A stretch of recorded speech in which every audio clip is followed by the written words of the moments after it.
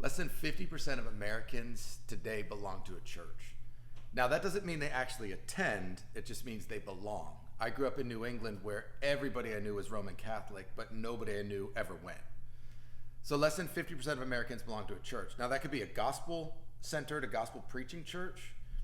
That could be a mosque, that could be a synagogue, that could be a cult. Less than half of Americans are saying they belong to a church.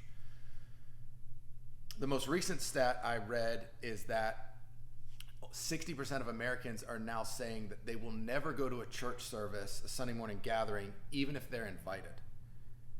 So what that means for us is that over half of our population is saying they're not going to show up on a Sunday morning to have a meaningful encounter with the gospel. But here's the cool thing. Jesus never told us to create it and to build it that way. Jesus told us to go. In John 17, Jesus said, just as the Father has sent me to come into our world, become one of us, he is now sending us to become one in the lives of the people who are far from God, to help them come to a meaningful encounter with the gospel. That's what Church in Your Street is about. On July 4th, it's an opportunity for every one of us to intentionally, and in some instances, depending on the neighborhood you live in, come together with your neighbors and put something together as an opportunity to create a space where you can engage relationally with people who are far from God. Now, Sunday morning, July 4th, we're not going to gather, but that doesn't mean we're not having church. We don't go to church, we are the church. We are bringing the church, we are bringing the message of the gospel into the lives of people who are never going to show up here on a Sunday morning anyway. And so it's an intentional opportunity for us. Like, here's what I would encourage you to do. Not just engage in that weekend, but for some of you, you're going to say, well, we'll just go to this other church over here so we can still have church.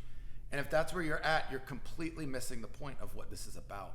This is an intentional opportunity for us to display the gospel, to live the blessed rhythms in and among people we know that are far from God, that are not going to show up here on a Sunday morning. And so I want to invite you to participate. Maybe you say, I'm going to be away on the 4th of July. Do something before you leave. Do something when you get back in town. Or on the 4th of July, something's already happening in your neighborhood. Well, rather than creating your own thing, just show up at that thing, but show up with the presence of the gospel, with gospel intentionality. But it's a weekend where we have an opportunity to be the voice, hands, and feet of Jesus together, to take the message that we celebrate every Sunday morning and to take it out in the community.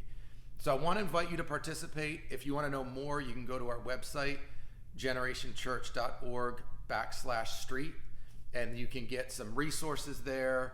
And then also, if you want to know more, reach out to me. You can email me, jared@generationchurch.org, or you can email Jake, our discipleship pastor, jake@generationchurch.org. But we'd love to help you figure out what it looks like to say yes and to take this step. It's going to be an incredible weekend. There'll be a bunch of empty seats in here on a Sunday morning, and I can promise you I won't be any happier knowing that we are out in the street living the message of the gospel and being the voice, hands, and feet of Jesus.